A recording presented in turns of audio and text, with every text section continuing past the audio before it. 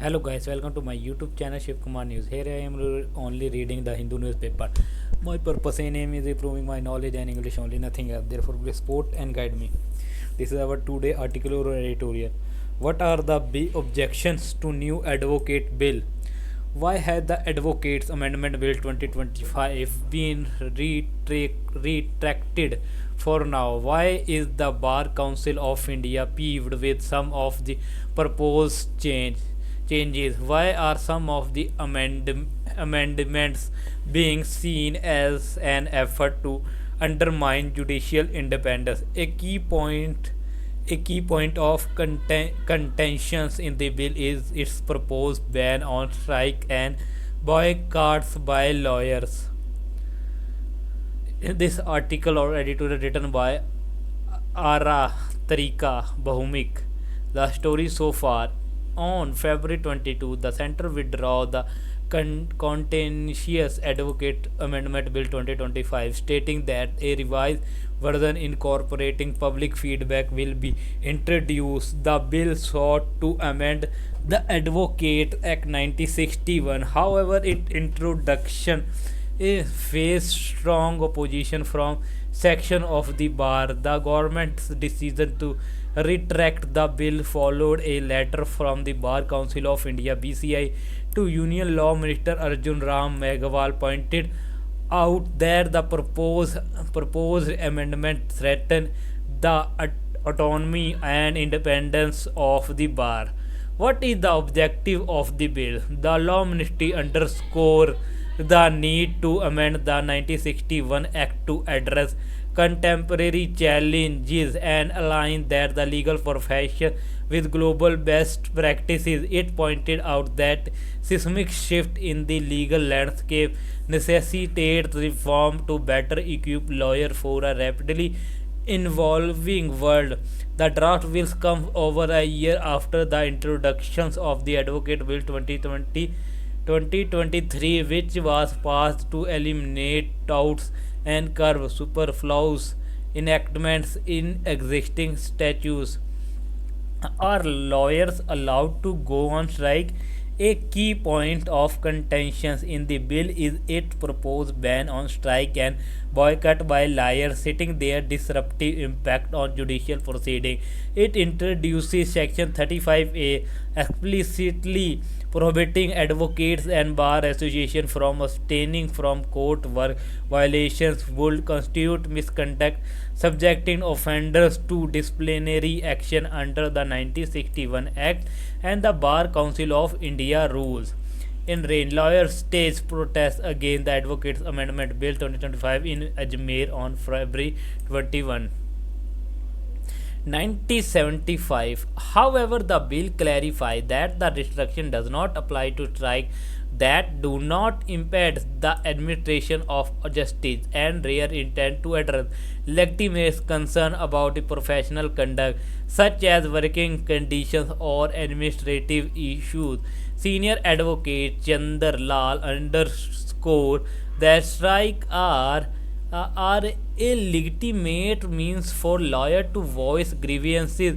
The bill withdrawal was a direct consequence of protests led by the various bar associations. However, court boycott and strike inevitably disrupt judicial proceedings, ultimately harming litigants. That said, I believe the bar exercise restraint and restore to strikes only in case of extreme exigency, he told The Hindu.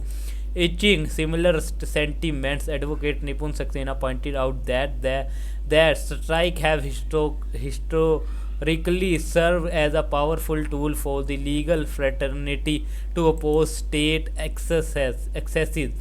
Barrister Dr. Saifuddin Kichlu was among the earliest vocal opponents of the Royal Act 1999, which granted the British government sweeping powers to arrest and detain individuals without trial in colonial India.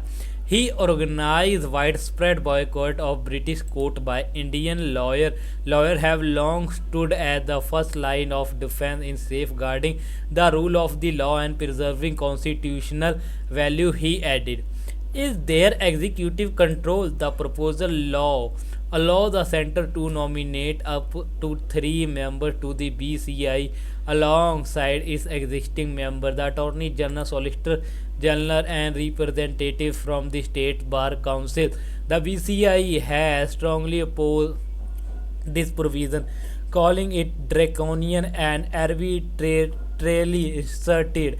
The bill also introduces Section 49B, empowering the Center to issue binding direction to the BCI, set Bar Council eligibility criteria, and regulate the BCI oversight of State Bar Council. Since the government is the largest litigant, it should have no role in an autonomous body like the BCI. Such influence would undermine judicial independence as advocates serve as officers of the court, Mr. Lal told The Hindu. The amendment significantly expands the BCI authority, potentially rendering State Bar Council redundant. Traditionally, misconduct the complaint against the advocate are handled by the disciplinary committee of the State Bar Council. However, Section 45B now allows the BCI to hear complaints nationwide and suspend the advocate and its discretion.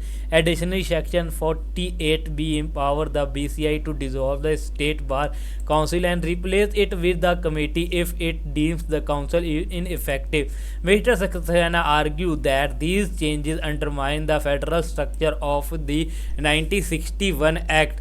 The BCI and State Bar Council were created under district provisions, stripping state council of their core function, reducing them to mere administrative body with no real authority, he said. How will it impact corporate lawyers?